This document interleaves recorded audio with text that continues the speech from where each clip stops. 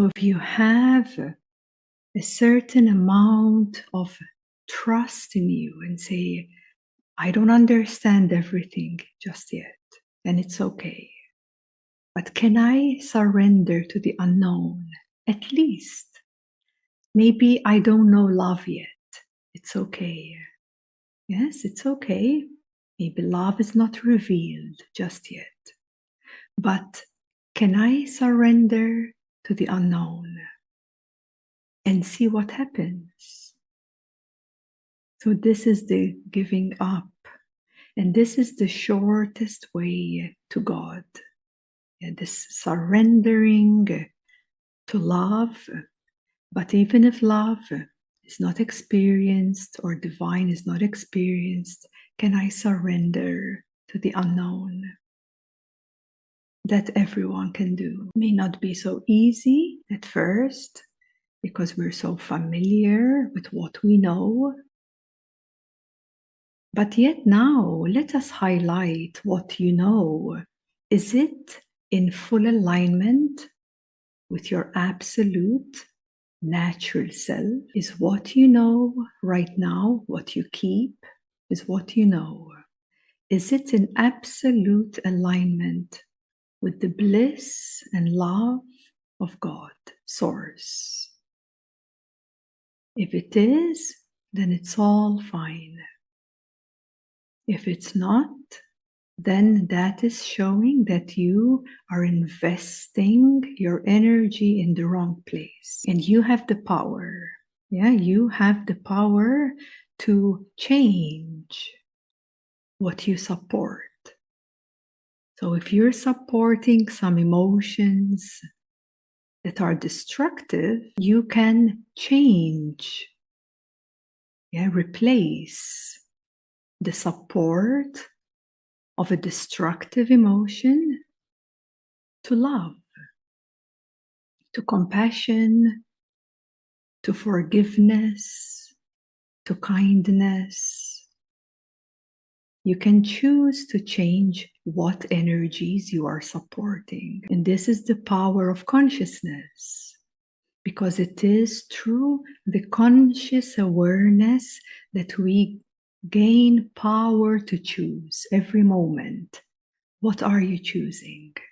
Every moment. Now, what are you choosing? What are you supporting in this moment? So some may support something which is destructive. For example, the world is, in chaos and there's separation everywhere, and you become very angry, full of rage, and very angry. Yes? So you're supporting a destructive energy. So this is a little example, and that's where you can change what you support and shift what you support to a light, an energy that is supportive to you, to your highest good. So, in other words, even when one experiences a lot of hardship in life, one tends to keep it. Yes, like one tends to carry what they've been through. My life was hard, it was challenging in this way, because this, because that. And of course, it shows there needs some healing to be done. So healing is needed. But if it's overly stretched, year by year, decade by decade, this is already too far stretched. It's already not healthy. It's already time to complete those cycles, complete those energies, heal, make peace, move on. Because most times we carry this identity of the past. So that too is something you support, which is not in alignment with your highest. That is a bit more deeper now, the example. Okay, so it's really important to really check in with yourself several times, many times. Check in with yourself. What are you supporting? What energies are you supporting? Because instead, if you replace that with love of divine, then it's like a highway up into your essence and highway up into the nature of divinity in you. So there is a time and phase for everything. Healing is required, yes, but don't over drag it in decades. Not necessary. Okay, do your healing, come to peace with, and further continue riding up the ladder of consciousness. Because if you keep healing and healing for decades, 20 years, or this is already, you are stuck in this realm here of working with the astral body and working with the etheric body, and yet you're not moving up.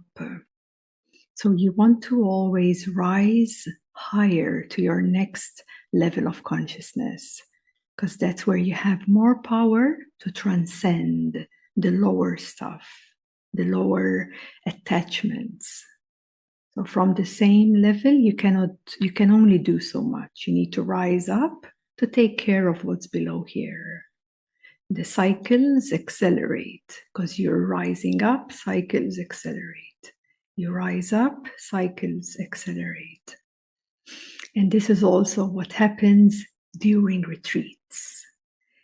Can only imagine, okay, that in such a short period of time, 10 days, of course, there was about 15 consciousness transmissions in total, 10 days, but that has brought such a concentrated and acceleration that in 10 days, a person would actually experience like a 6 months or like a year of life experience in those short 10 days. Such an acceleration. This is why when then a person goes back home, everything seems so different. Because it's like you have upgraded 1 or 2 versions of yourself. Then you go back and everything is so different. And that is why that happens. Because in normal daily life, it's not possible. You can be very spiritual, you can do your pujas and chant your mantras and do your yoga practice, fine, but it will not accelerate to the degree that is experienced through a retreat, for example. So everyone after leaves with 1 or 2 versions higher that they have arrived, because they have undergone so many cycles, not necessarily needed to be manifested. This is a wiser way, and it's all done within. The work is all done within.